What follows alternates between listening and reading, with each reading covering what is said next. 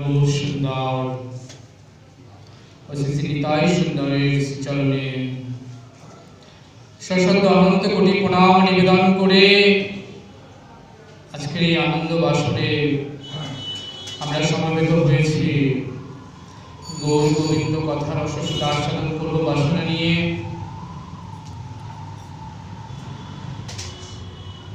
করুণার করুণালয় প্রভু শ্রী গৌর সুন্দর শ্রী নিতাই সুন্দরের একান্ত করুণা ভজন আচার্য বিশ্ব বন্দিত বৈষ্ণব কবিরাজ কৃষ্ণদাস গোস্বামী চরণ আজ থেকে কয়েক শতাব্দী পূর্বে মধুময় শ্রীধাম বৃন্দাবনে পরম প্রেমময় ভূমি বৃন্দাবন মুকুট ভূমি শ্রী শ্রী রাধা কুণ্ড তটে বসে বৃন্দাবনের নিষ্কৃঞ্চন বৈষ্ণবগণের আদেশী অনুরোধে রচনা করেছিলেন চৈতন্য লীলাময় এক অনুপম গ্রন্থ শ্রী শ্রী চৈতন্য চরিতামৃতম। আজকে আমাদের আস্বাদনের বিষয় সেই বৈষ্ণব চূড়ামণি ছিল কৃষ্ণদাস গোস্বামী চরণের চৈতন্য চরিতামৃত গ্রন্থের মধ্যলীলা অষ্টম পরিচ্ছেদ, যার বিষয়বস্তু ভক্ত রায় রামানন্দের সঙ্গে মহাপ্রভুর মিলন ও সাধ্য সাধন তত্ত্ব আস্বাদন।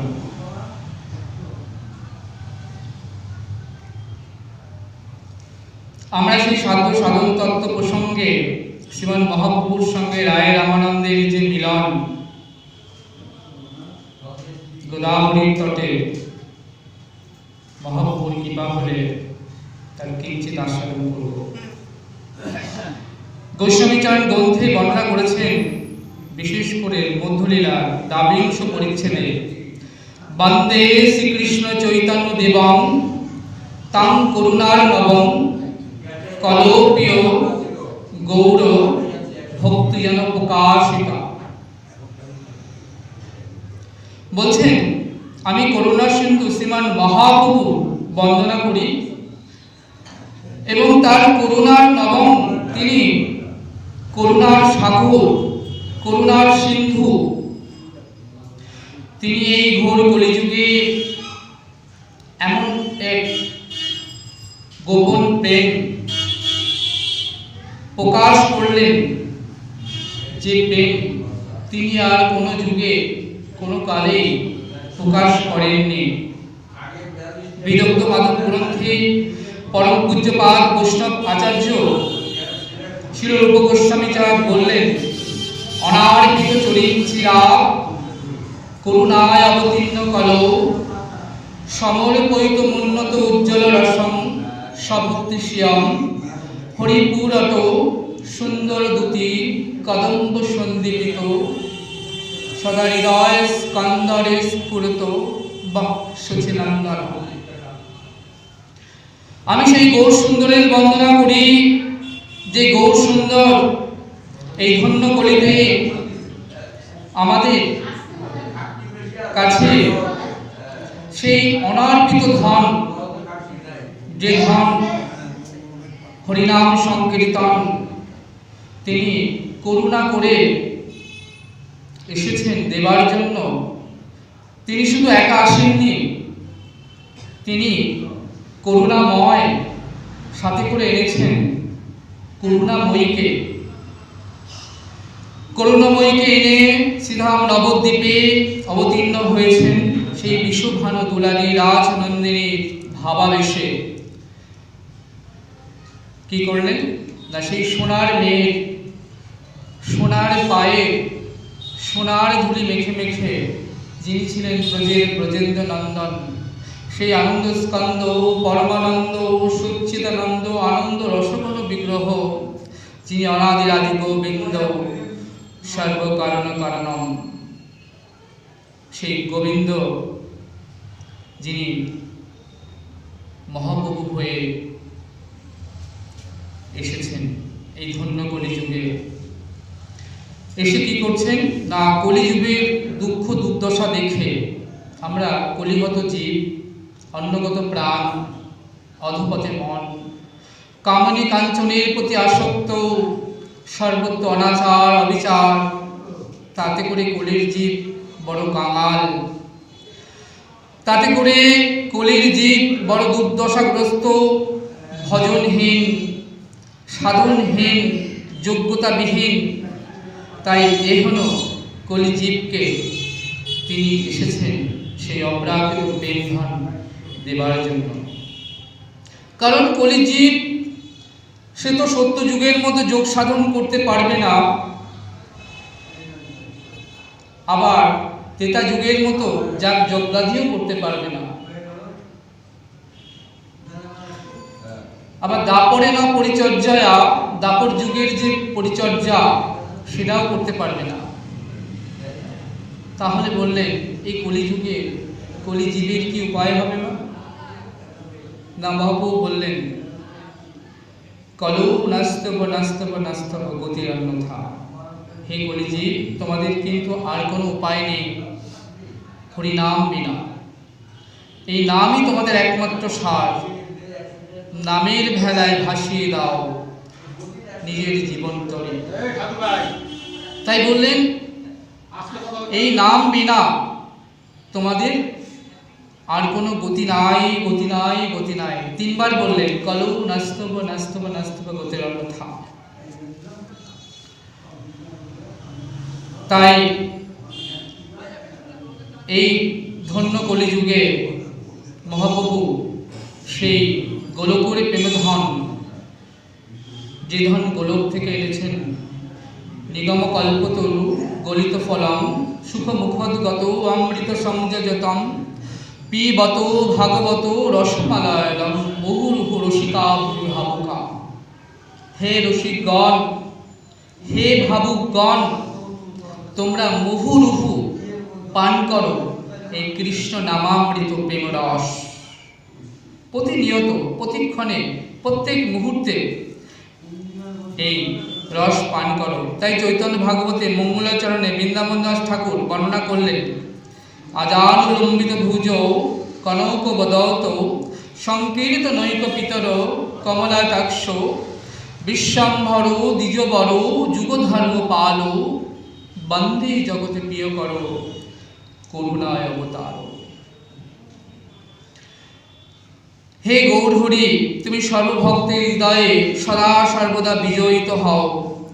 সংকীর্ত নৈক পিতর, অর্থাৎ গৌরহরি তুমি সংকীর্তন নামক যজ্ঞের পিতা, এবং এই সংকীর্তন নামক যজ্ঞের পিতা সেই ধর্ম, সেই প্রেম যা নিজে আচরিয়ে জীবের শেখায়, নিজে আচরিয়ে ধর্ম জীবের শেখায়, নিজেরা আচরিলে জীবকে শেখানো না যায়। তাই মহাপ্রভু কি করছেন, আমাদের মতো যারা কলিগত পতিত জীব, কাঙাল, তাদেরকে তিনি কাঙাল বেশে এসে নিজে আচরণ করে দেখিয়ে দিচ্ছেন কেমন করে হে কলিগত জীব তোমরা কৃষ্ণ নাম করবে। তাই বলছেন বন্দে শ্রীকৃষ্ণ চৈতন্য দেবং তং করুণার নবম। আমি সেই করুণার সিন্ধু মহাপ্রভুর চরণে সদা সর্বদা বন্দনা করি। মহাপ্রভুর নিত্য পার্শ্বদ ছিলেন জগদানন্দ প্রভু। সবসময় মহাপ্রভুর সঙ্গে থাকতেন। তো সেই জগন্নাথ প্রভু তিনি মহাপ্রভুকে বন্দনা করছেন, তার পর্চায় লিখছেন যে আমি মহাপ্রভুকে কিভাবে বন্দনা করব, কারণ এই জগতে এমন কোনো গুণের বস্তু নাই বা এমন কোনো রূপের বস্তু নাই যার সঙ্গে আমার মহাপ্রভু তুলনা দেওয়া চলে।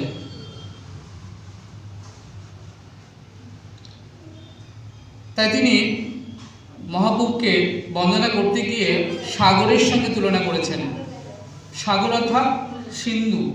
এই জগতে সাগর হলো বিশাল জলরাশি। সাগর ছাড়া অন্যত্র তো জলরাশি নাই। তাই সাগর মনে মনে চিন্তা করছেন যে এই জগতে জল আধার হচ্ছে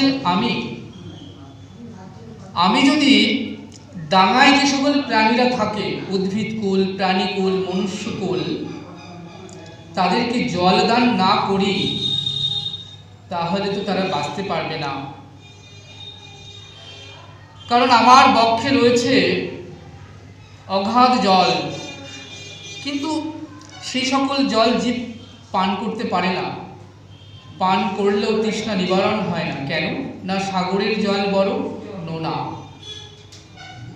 তাহলে প্রশ্ন হবে, সাগরের জল কি কেউ পান করতে পারে না? কেউ পারে না এমন নয়, সাগরের জল পান করতে পারে। কারা?